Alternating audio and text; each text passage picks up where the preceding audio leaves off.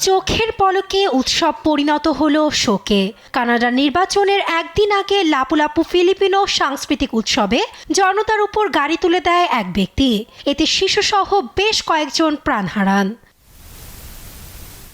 British কলম্বিয়ার Vancouver শহরে সবাই ওই সাংস্কৃতিক উৎসবকে ঘিরে ছিল ব্যস্ত। ঠিক ওই সময়টাকেই টার্গেট করেন চালক। ঘন্টায় প্রায় 100 কিলোমিটার বেগে ভিড়ে তুলে দেন গাড়ি। ঘটনাটি ঘটে শনিবার রাত 8টার দিকে। এ ঘটনায় 30 বছর বয়সী সন্দেহভাজন ওই ব্যক্তিকে আটক করেছে পুলিশ। নেওয়া হয় হেফাজতে। এই ঘটনায় সন্ত্রাসী হামলার কোনো যোগসূত্র খুঁজে পাওয়া যায়নি। চলছে বিস্তর তদন্ত।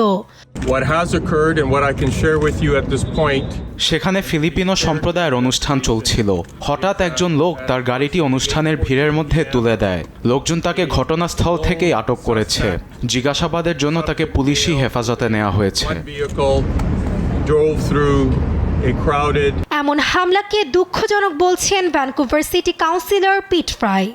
I was at the BC Regiment tonight and আমাদের কাছে হঠাৎ খুদে বার্তা আসে। প্রথমেই ধারণা করি ভয়াবহ কিছু ঘটেছে। মুহূর্তেই ঘটনাস্থলে ছুটে যাই। পরিস্থিতি দেখে ভাষা হারিয়ে ফেলেছি। উৎসব মুহূর্ত এভাবে ট্র্যাজেডিতে পরিণত হওয়া খুবই দুঃখজনক। Lapu Day Festival was amazing. গভীর সমবেদনা জানান কানাডার প্রধানমন্ত্রী মার্ক কার্নি। হতাহত পরিবারের প্রতি শোক জানিয়েছেন নিউ ডেমোক্রেটিক পার্টির নেতা জগমিত সিং ও ভ্যাঙ্কুভার মেয়র কেন সিম সহ অনেকে। এ হামলায় ভ্যাঙ্কুভারের বাঙালি কমিউনিটিতে বিরাজ করছে আতঙ্ক। তবে পুরো এলাকা রাখা হয়েছে নিরাপত্তার চাদরে। কানাডার নির্বাচনের আগে হামলায় যোগসূত্র খুঁজছে প্রশাসন।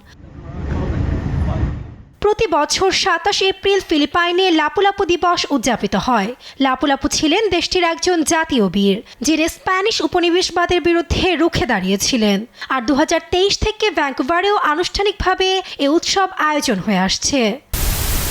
নাসরিন আক্তার, নিউজ ডেস্ক, দেশ টিভি।